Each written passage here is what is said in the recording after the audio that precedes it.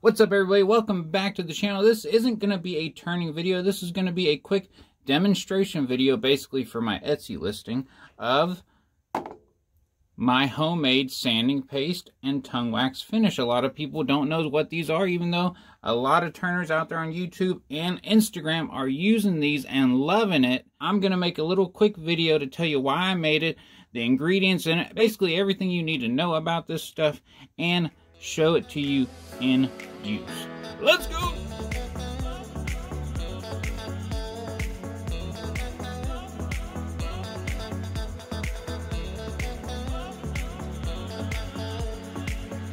So basically what we got here is a piece of cedar sanded to 400 grit. What I'm going to show you is how I prefer to use it. Most of the time I will shellac, then abrasive paste, then tongue wax. The middle we're going to leave raw. And this side we're just going to go straight abrasive paste and tongue wax. Remember, sanded to 400. This is basically the exact instructions I send with every kit. And this isn't the only way to use it. You can use it on top of lacquer. You can use it before the shellac. You can use it before shine juice. A lot of different ways people are experimenting with it, and they all work well. So first off, let me get this middle section taped up. That way we don't happen to cross pass or, intermingle with methods. Want to keep it nice, clean, and raw for you.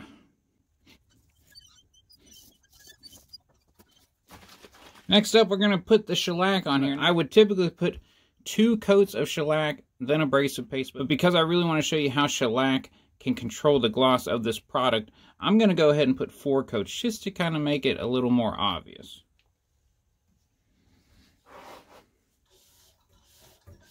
Now this is just wiped on. I'm not going to be turning on the lathe. It's not like a shine juice. I'm just basically trying to build up the shellac.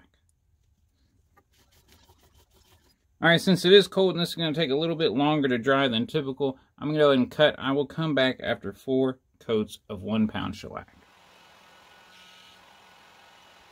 Alright, you saw I brought in the heat gun just because I wanted to speed it up a little bit in between coats. Got 4 coats on here. You can barely see the shellac coming through. This is actually a very thirsty piece of cedar.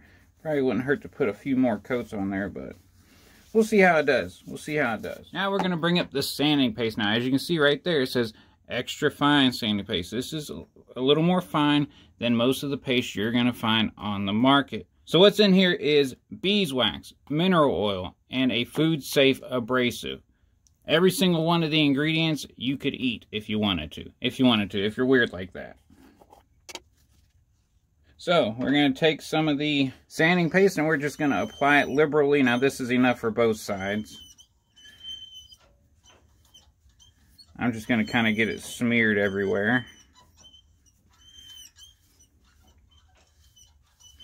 And just kind of work it in by hand. I prefer circles. If you like up and down or with the grain, that's totally up to you. You're going to feel that abrasive getting worked in. And the other side, that's just straight abrasive, no shellac. We're going to do the same thing. My lathe is being squeaky again, so hold on. I'm going to squirt it with some lube. Oh, much better. So stand to the side, start it up, because you're going to fling some of it.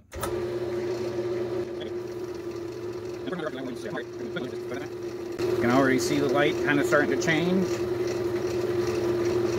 Alright, now we're going to click on it to speed a little bit. We're going to get a fresh piece of paper towel. Somewhere around 1,000.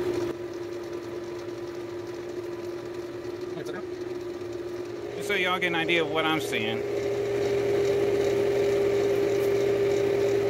You can see the reflection of my finger right there.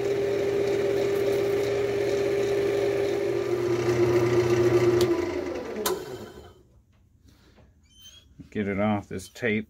Little paper towel and a crack. That's okay though. Alright, let's bring it in closer. Let's get a closer look at it. See, we got a glare going on there. I don't know how much better you're going to get than that right there. Now, like I was saying, if you want more of a gloss, you need to add more coats of shellac. Basically, you need a fairly good gloss going before you add the abrasive paste. The abrasive paste will just kind of smooth out any minor brush strokes and just kind of enhance that shine, just like sanding to a super high grit would. That's all this is doing, is sanding to a high grit. I'd probably say around 1500 if I was to guess. You have a little bit of wax in here, but it's not too bad. But the big secret to wax is, or wax in a crack, is just a toothbrush. An electric toothbrush works even better, but unfortunately, mine is out of battery. If you can't get it out with a toothbrush, if it's being too stubborn like that piece of paper towel, get you a small pick, but just be careful you don't scratch your work. Get your new paper towel and you get your tongue wax. Oh yeah. Tongue wax, tongue wax. And folded paper towel tongue wax is pure tongue oil, 100% pure, no additives, no solvents. It's not that crap tongue oil finish that you got to worry about. I promise you this is 100% pure tongue oil. And this is enough for both sides. A dab will do ya. Again, just like the abrasive paste, we're just going to spread it on out. Spread on. I'm sorry, I forgot to keep telling you the ingredients. I just always like to emphasize that it's pure. I have the MSDS because there's other people that tried to discredit it as soon as it got to market. Like the first week I started selling it on Etsy, nobody on YouTube even knew who I was, except for somebody that tried to discredit tongue oil. But anyways, pure tongue oil, beeswax, and carnauba wax. And when I say beeswax and carnauba wax, I mean there is a lot of wax in here. And why tongue oil, you're asking? A lot of people do ask that because it's a very expensive oil, but it's also one of the few oils out there in the world that will fully cure. Now, it does take a while to fully cure, but that's also why you have the wax. You'll see when I get done, it'll be dry to the touch because when we friction polish it in, you're melting the wax, which kind of seals in whatever oil was allowed to seep into the wood, and that gives it plenty of time. You can still handle your project, you can still sell it to somebody, and the oil will cure underneath when it's good and ready to. So once you got your tongue wax all on there, you're just going to let it sit there. You're going to let that oil try to soak in for as long as you can.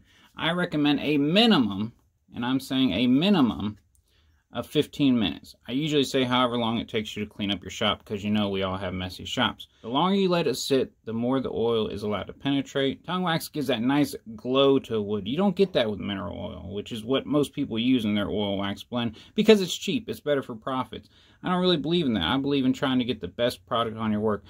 People are out there working hard on these projects, and the last thing they need to be doing is skimping out and cheaping out when it comes to their finish. That's the product you're putting on your work to protect it for the rest of its life. Anyways, I'll bring you back in about 15 minutes when we're ready to friction polish this off. Now I am actually trying to melt the wax. We are trying to friction polish this in and get a nice even coat over with it. So we'll be at least 1,000 RPM, maybe faster because it is cold in here, so I might have to speed it up even more. Let's see.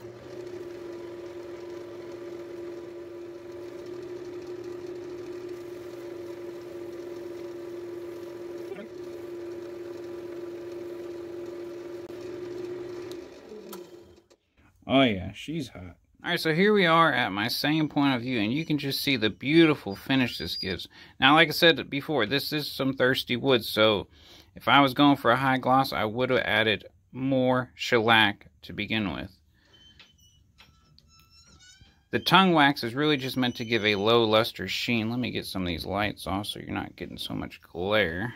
I mean, that's a flawless finish. And my lathe is squeaky again. Hold on. Man, I can't wait to buy a better lathe. Now that we don't have the annoying squeaky lathe. Again, you're going to have some wax get in the cracks and maybe a piece of paper towel. Use your toothbrush. Use a pick if you need to. Not a big deal. But I'm hoping through the camera you can see the glow that it gives. And maybe another video I'll do a comparison of mineral oil versus tongue oil and the difference it makes. Let's go ahead and take a look at the original raw wood just sanded to 400 grit. And that's quite obvious. You know, I've only been selling this product for about 6 months now. It only took about 4 months to become the best seller on Etsy. So that's got to tell you something. You can look at the reviews on there. You can see other turners on YouTube using it. All of those turners using it is 100% pure organic growth. So if you don't want to take my word for it, please feel free. Check out some of their other videos. I'll try to start a playlist or link in the description below. Anytime I see a turner using my finish, I will add a video. That way you can see unbiased reviews, remarks. You know, I'm really just a blue-collar guy. I've been an electrician or in the oil field most of my life. I got laid off in May due to COVID, so I stepped this into high gear. I had been kind of developing this in my off time before that, but of course I didn't have as much free time. Once I got laid off, I was allowed to devote a lot more time to developing this, getting it out, testing it before I even sold it. There's enough people out there that talk about how much they love this, how it's the only finish they use, that I think you're selling yourself short if you don't at least try it once. I really appreciate you guys taking the time to at least look at this today, and I hope y'all subscribe to the channel and look at some of my other wood turning projects, and I'll see you on the next one. Peace!